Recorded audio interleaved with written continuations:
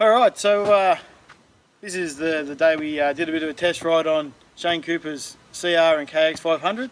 So the first one today I'm going to go through is the CR500. It was the first one I rode. It's pretty awesome, I have to say. Riding a 500 is something I've never done before.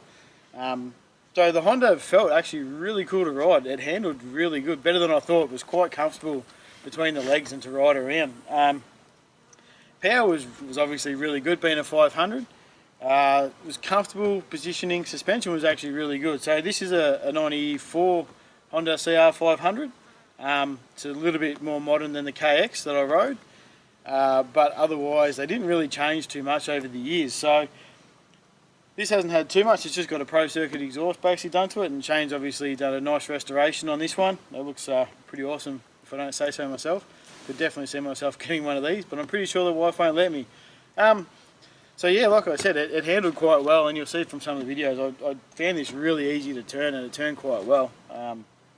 Went well, obviously, and goes hard. Probably a little bit similar to my Honda CR500 that I'm currently riding, so yeah, it was really cool.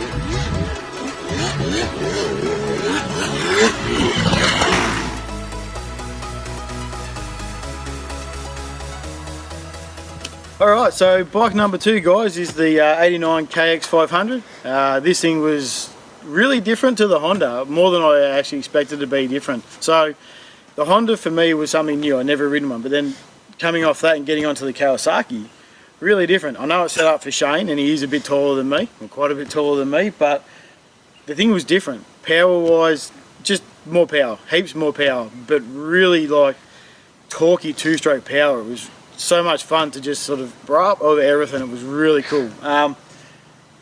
Handling wise though, it felt good between the legs again. I expected it to be harder to handle, but probably the front end was just way soft for me. It just on tight turns mainly. On the mellow rollers and things like that, it was really easy to ride.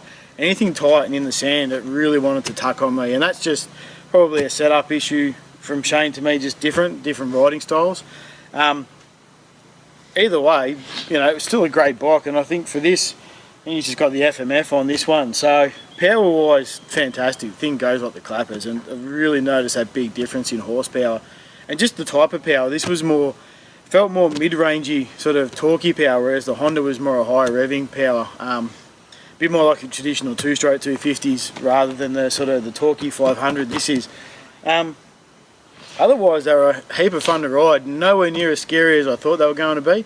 I was a little bit nervous, a little bit worried about riding the bikes, but in the end, at the end of the day, they were a heap of fun to ride. So, could quite easily happily have one of these, or either of these in my garage. for sure.